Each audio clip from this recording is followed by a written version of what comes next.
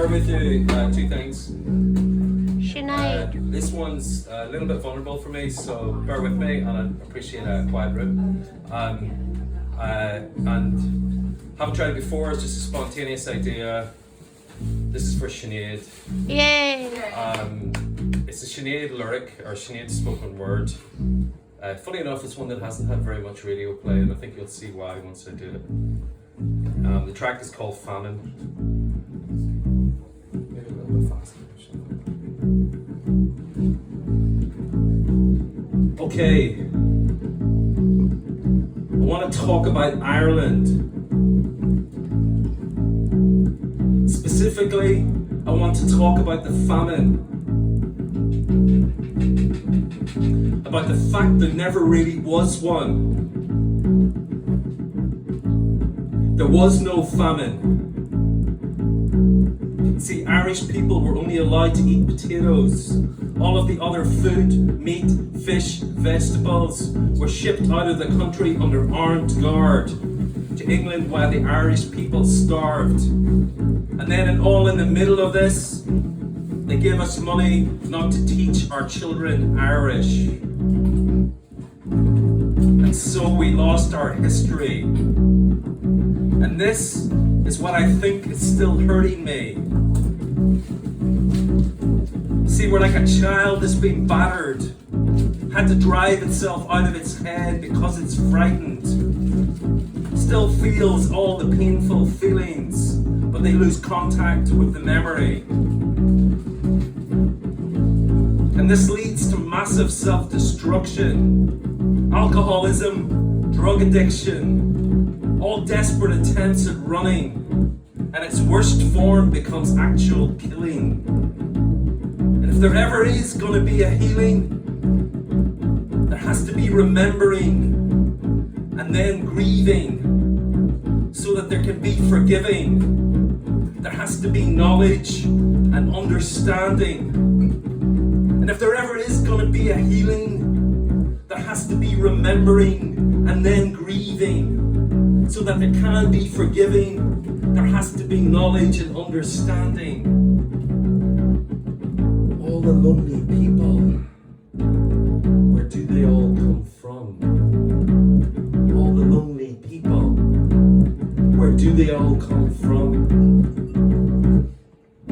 An American Army regulation says you mustn't kill more than 10% of a nation, because to do so causes permanent psychological damage.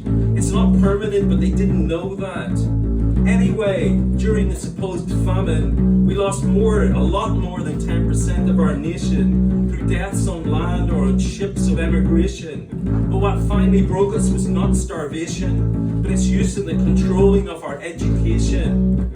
Schools go on about Black 47, on and on about the terrible famine. But what they don't know, what they don't say isn't truth. There never really was one. All the lonely people, where do they all come from? All the lonely people, where do they all come from?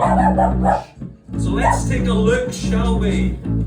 The highest statistics of child abuse in the EEC.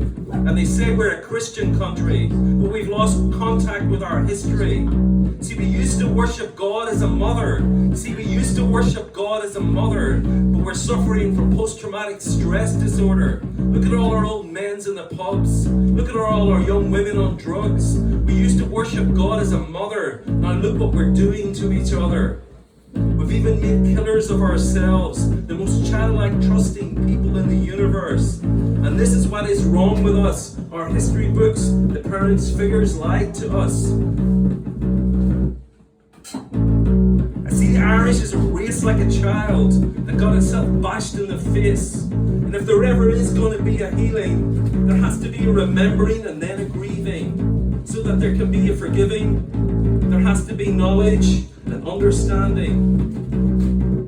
And if there ever is going to be a healing, there has to be remembering and then grieving, so that there can be forgiving. There has to be knowledge and understanding. All the lonely people, where do they all come from? We stand on the brink of a great achievement. In this Ireland, there is no solution. to be found to our disagreements by shooting each other. There is no real invader here. We are all Irish in our different ways. We must not now or ever in the future show anything to each other except tolerance, forbearance, and neighbourly love.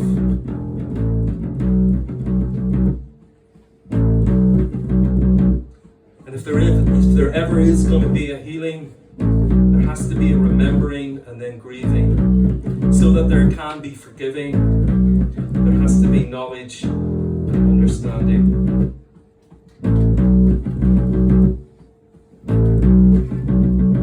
That's for Sinead. Yeah.